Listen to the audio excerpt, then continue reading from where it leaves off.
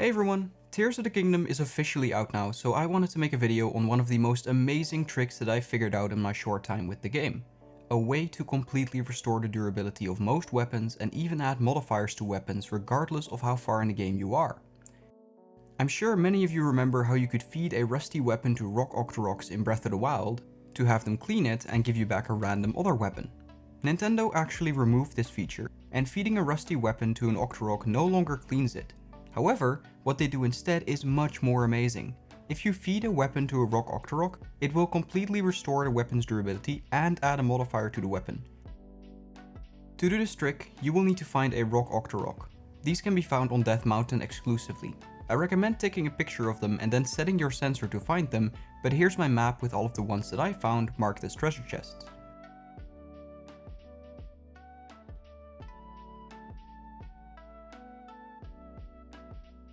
Once you're at an Octorok, drop the item that you want to restore and let it suck it up.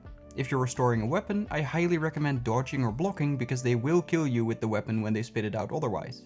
Once it spits out the weapon, pick it up and it will have fully restored durability. It will also have either a white or a blue modifier, as long as it's not an amiibo weapon.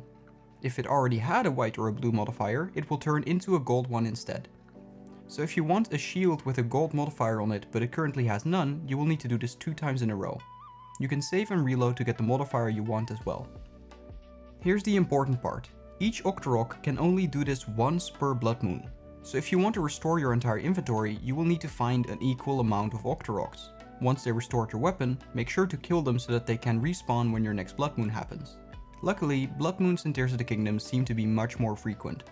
As I just mentioned, there are a few items that this does not work with immediately. Most notably, this doesn't seem to work with any amiibo weapons, as well as magic rods.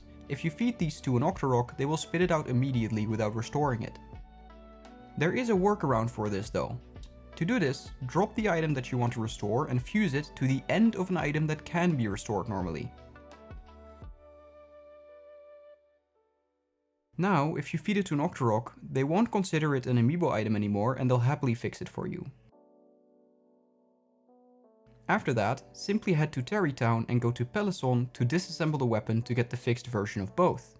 You can also use this same trick to restore twice as many weapons, provided that they're all base weapons that can be fused together.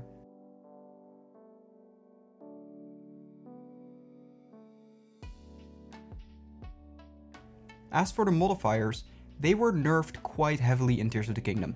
Obviously, 5-shot bows are still OP, and quick-shot bows are as good as always. However, attack up, durability up, and shield guard up were nerfed considerably. In Breath of the Wild, the maximum attack up on a weapon was plus 44 attack, and the max durability up was around 400 for the Hylian shield. In Tears of the Kingdom, the max bonuses for both are plus 10. The same goes for shield guard up. These bonuses are the same for each weapon, so attack up on a bow will be the same as attack up on a sword. In my personal opinion, this makes durability up the best modifier for most weapons, because 10 more uses is better than a meager 10 extra attack in most cases, especially because you can already add attack using fuse. And that's everything you need to know about restoring your items in Tears of the Kingdom. As always, thank you so much for watching, and please consider liking the video or even subscribing to my channel if this helped you out. It really means a lot to me.